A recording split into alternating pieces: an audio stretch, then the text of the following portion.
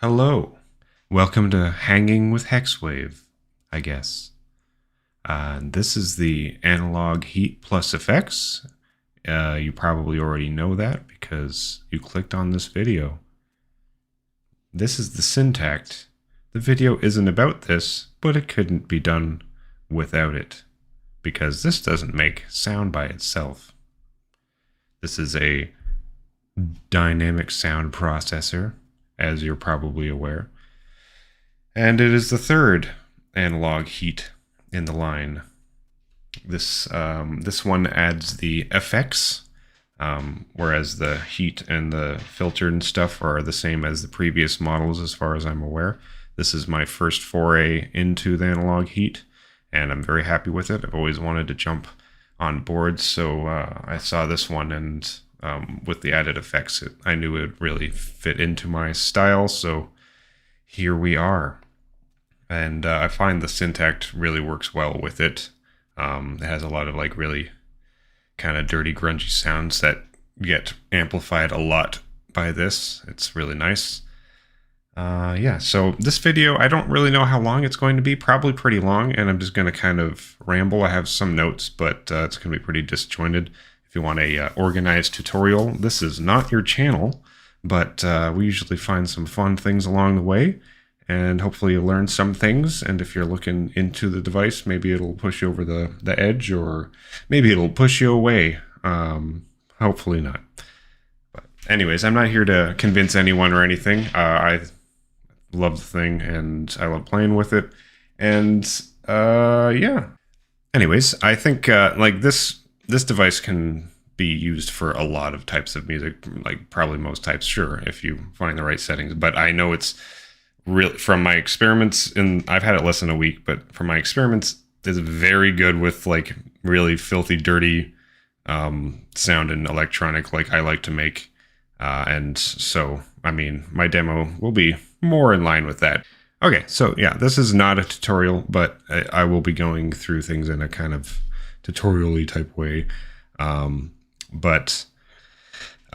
mean, you can't see the screen very well. I wanted to have both machines in here, and you know, my camera's just my phone, so it doesn't pick it up too well. So I'm not going to be like, oh, look at this detailed thing. You have to pay attention to this, because you're not going to be able to see anything. So that doesn't matter. Okay, so right now I have it for an example purpose. I have the wet mix, so like the mix using all of the effects and everything in this set so that it's a lot louder than the dry mix, so the basic setup here.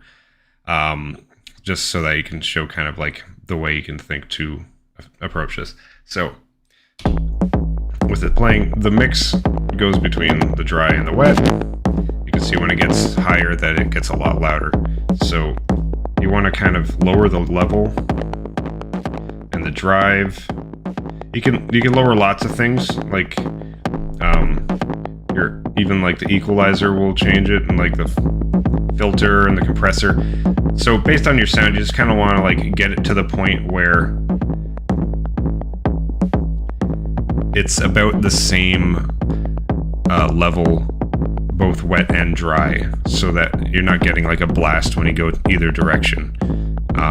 And that way it's a lot easier to blend and add or take away the heat as you want. Anyways, so that's I'm not going to get too much further into that. That's like fairly complicated, like gain staging type stuff, and I'm not too great at it either, but that's just how I kind of go about it. Just make sure that you get about the same level so that you're not killing yourself either direction.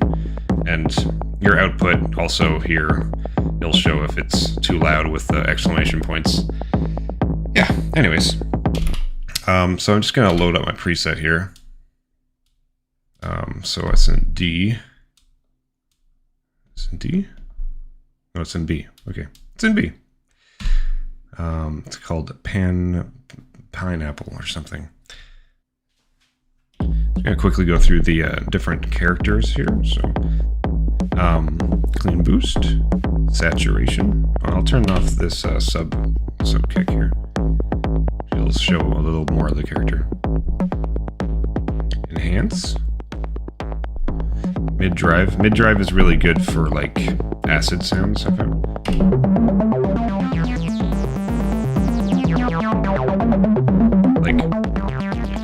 Like sounds way crappier on enhance, but then you put it on mid-drive, it sounds awesome.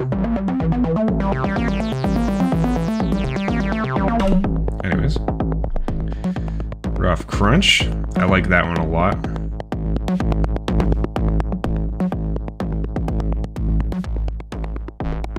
Classic distortion. Very like guitar-like sound, I think. Round fuzz is real filthy. It's great.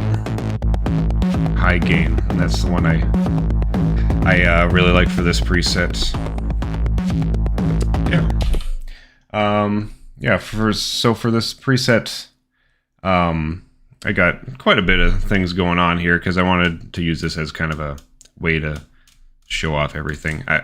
I just spent a few hours yesterday fiddling with this thing and found some real fun things. And oh, by the way, this candle here says sweet tobacco. That sounds like it should smell really disgusting, but I just want to say this is like the best smelling candle. It does not smell like tobacco at all. I don't know what the hell they got this name from. Before I get too much into things, I just want to demo. A lot of people, including myself, actually were a little bit upset that this thing didn't have a like a quick load.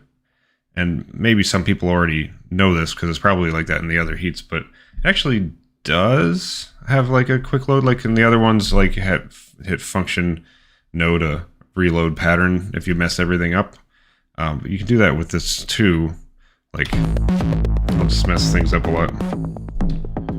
And whatever. So I did a bunch of things, turned a bunch of things on. Let's hit flow heat. So it's the preset, and then yes. And it's reloaded. So you gotta press 3 buttons instead of 2, but it's still a quick load because these are the preset buttons, and then it'll highlight the one that you're already using. I know you can't see the screen at all right now, it's white, but it'll highlight the preset that you're currently on, and then you hit yes to load, and it loads instantly. It doesn't have to like on most of these machines where it has to like load for a second, or you have to go through menus or whatever. It's just like bam, bam, and you're loaded. So you can do that in a performance.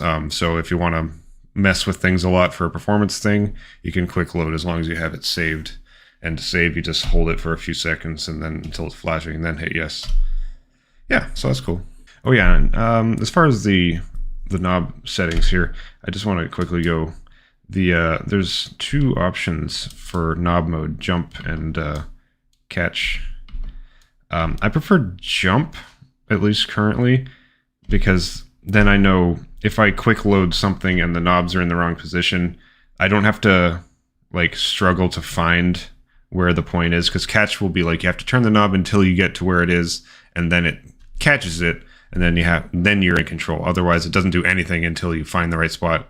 So like if it's all the way over, then you might move around trying to find it and then realize it's actually at 100%. And then it's kind of like tripped you up a little bit. So I don't know. I like jump mode. It can make the sound kind of like jump a little bit because you're quickly jumping in parameter settings, but I don't find it to be a problem. But that said, there is a cool feature of the catch mode, which is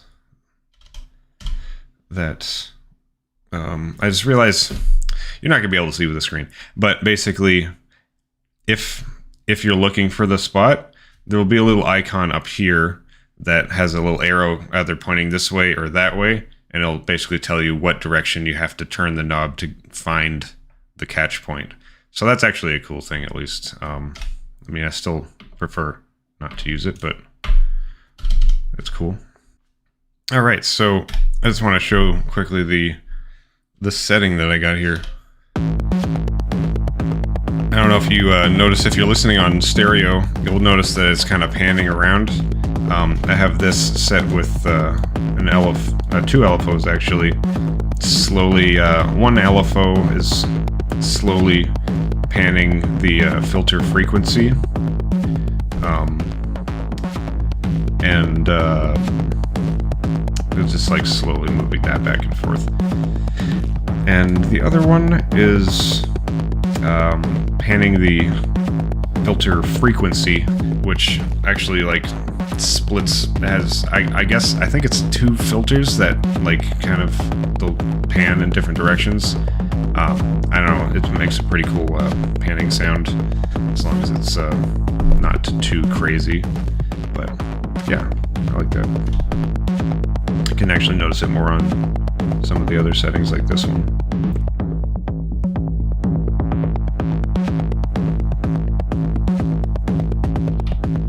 Yeah, so that's pretty cool. And then the so on this you actually have 3 LFOs, and all of them can be sent to 2 different destinations. So in the matrix here, yeah, you can set LFO. I have it set to just the frequency, but it can also be sent to something else. So on with the other ones. And yeah, and then you have an envelope as well, which I have. I have this amp envelope set to when it hits the trigger point, it just kind of cranks the drive up for a smidge, so it just makes like kind of the kicks a little bit more angry. So that's kind of neat. And this is again this is what it sounds like by itself. That's pretty awesome. I'll just add some more stuff in here.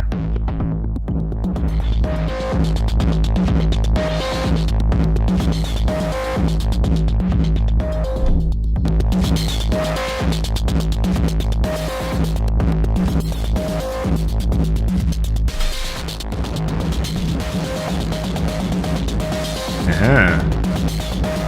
Did you have your eye on this little guy? Your eye?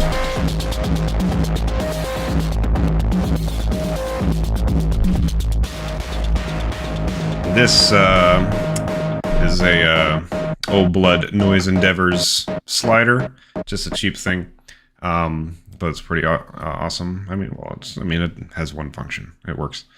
I'm using it as a expression slider, set to delay amount, and the delay is set to send mode. So this thing has send mode, return mode, and mix. So like the mix is like dry wet. The send, you can just send stuff to it and then shut it off, and then it'll continue to like trail out. Whereas if it was a mix, when you turn it back down, it would just shut off immediately and it wouldn't like trail off. So it's really cool. You can use that. I really like the send mode stuff in here. Yeah, so it's just a cool thing. You can set this to anything, but it's really fun for little things like that. And yes, I completely ripped this off of the Electron stream. If anybody watched that, I saw him using that and I was like, that looks cool. And I saw it was cheap, so I just threw it in when I bought it. All right. And yeah, so let's just kind of get more into some of the effects here. Let's keep this going.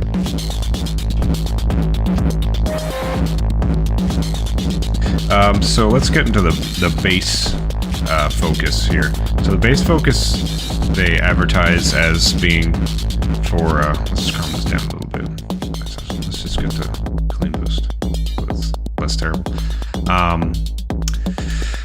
The bass focus, they advertise as using to fix stereo phase signals with the bass. So you can set it so that the bass is mono and everything else is still stereo. So everything on this side of the line here will be mono. So all the way over here everything is mono. So if you just put it down here, then you keep your bass mono. And then, for instance, when I have this crazy panning effect, the bass actually stays mono under this issue, and then everything else will move around. So that's kind of cool. And you can also use it as another high pass, low pass filter. So you can use it for that too, which is pretty cool. Yeah, so that's that. So you touched on that. Another fun thing you can do, see this, the reverb. So, you turn on the reverb.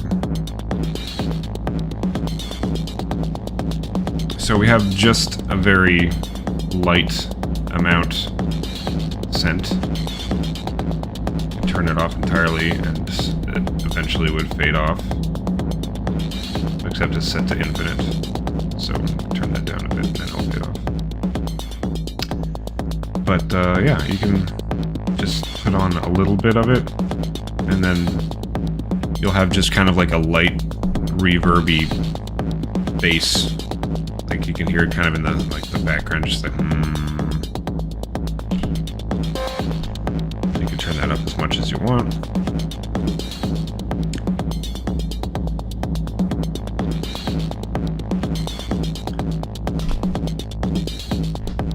So like that's fun. You can cut in and out, just like a reverb on everything, just kind of like a low hum type thing. One other thing I found is really cool to use as a performance thing is Warble. So, a fun thing to do if you want to use it as like a performance and not just like a way to tweak your sound as a whole. Set it in a cool way and just get it ready, and then you can just turn it on and then turn it back off. So like Warble, I have, just go into it.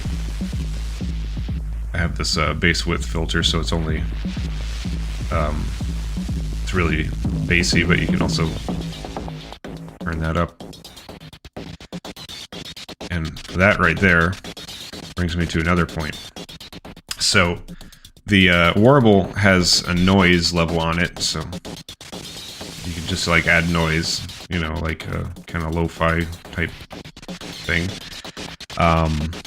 So this has a gate, a noise gate in it, in the heat section, which you wouldn't really think of as a performance thing, but seeing as it'll affect the noise on the Warble, you can actually, like right now it's cutting it out because I have it set to be cutting out noise below a certain level.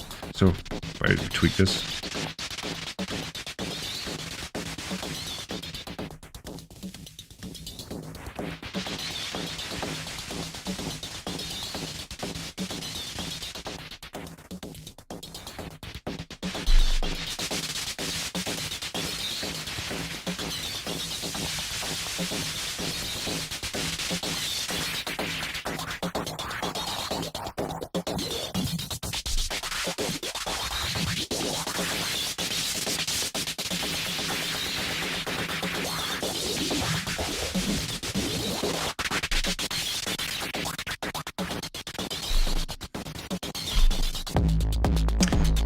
pretty fun. We've got bits. I mean, bits is pretty self-explanatory. Everybody loves this stuff, especially me. It's got sample rate reduction, bit reduction, and then you got the filter, which just is awesome. Just love having it in a good sweet spot, moving that around.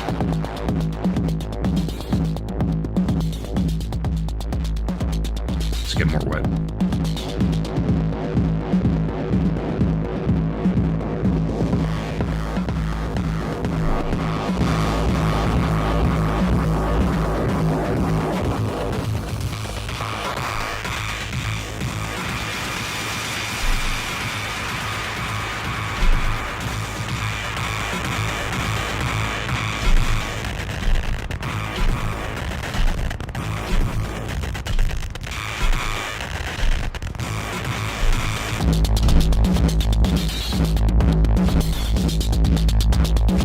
When I'm not talking, I'm having a lot easier time fiddling with this thing.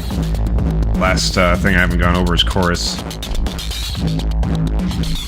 It works too as a nice little punching thing. There's a lot less to do with it, but it's a nice effect.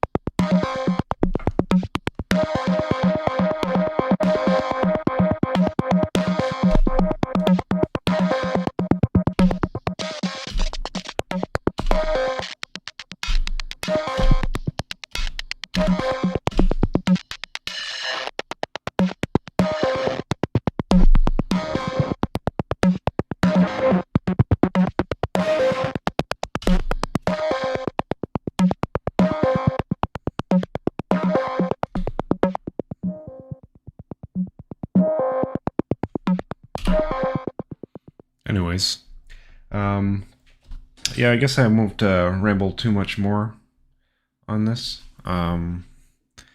But yeah, I don't know. I should have probably talked less and played more, but I just kind of I got really excited with this when I was digging into it yesterday, and I really kind of vibe with it. Took a bit to click, because if you haven't used one of these before, the flow is a bit different from the other Electron stuff. Just like the button presets and stuff like that are just a little bit different. But like, I don't know. Once I got it, I feel like it's really like intuitive and fun to use, like as performance. And like sometimes it gets to the point where I actually forget I'm not tweaking stuff on the syntax itself, and that's supposed to be the main meat. Because there's just so much to do over here. I don't know. It's like that kind of style is not for everyone for sure, but it's really fun. And I don't know, if you like that style, all I can do is recommend it. But I mean, you know if it's for you or not. So there you go. Anyways, thanks for watching. I hope that I've been able to edit this to a way where it's not horrible to watch. And if so, then congratulations, you've made it through. And I love you so much. Have a nice day. Goodbye. Hello, this is an addendum on the video you just watched, with my face and with my sweaty ass hair because it's very hot. We're in a heat wave right now. Anyways, I just thought of some things that I didn't say because my videos are very slapdash, so I usually forget a lot of important things. I also didn't do anything with the syntax at all. It would have been cool to show off how changing different settings on the Analog Heat makes everything from the syntax sound totally different, so you can change the parameters there, and then it'll sound totally different than it would have if you changed them when you didn't have it. Anyways, doesn't really matter. Point being, I didn't touch the syntax, so I should have zoomed in on the Analog Heat more and just cut that out, because it didn't really matter. Whatever, doesn't matter. And some other stuff that I forgot. I also forgot now, so I can't even add them into this. However, I'll just do the little tag on things at the end here. So tomorrow, as of right now, this doesn't make any sense. Tomorrow, as of when I'm recording this, but probably either today or yesterday. I don't know. I don't know when I'm going to put this video on the internet, because it's still processing right now. I'm just eating Panda Express because I hate myself while it processes. And so, yeah, whenever that's up, doesn't matter. Anyways, my album is out on Friday, July 7th? 7th. Friday, July 7th is called Kern. If you like my disgusting sounds that I made here, you'll probably like my more controlled but still disgusting sounds throughout the entire album. It's a treat. You'll love it. If you don't love it, it's not personal. That's okay.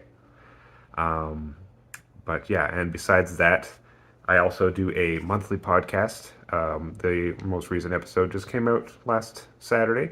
But yeah, it's called Patterns and Noise. If you haven't seen it on this channel, take a look. I just yammer on a little bit more cohesive, a lot more cohesive, because I actually write a script. And then I play some music from different artists, and that's pretty cool. And then besides that, I also I'm gonna actually edit this a little bit. Also, very important, coming up in September, I am part of a team that is working on a radio station, 24/7 web radio. I'm doing music curation and scheduling and whatever for it. there is 6 of us right now. Yeah. Great team of people. It's called Massive Radio, massive-radio.com. You should definitely check it out, though it is not live yet as of this recording. But come September 1st, it'll be live. There'll be a big launch event on September 1st, so check the website for details on that. Yeah, it'll be just 24/7 awesome, like, indie type electronic music. Not indie, I guess, whatever, smaller independent electronic artists that are awesome and should be heard. A lot of them are from our label PVC, or the label that I'm an artist under. Yeah, so check that out. And yeah, you probably stopped the video a while ago, but in case you made it this far, I double love you.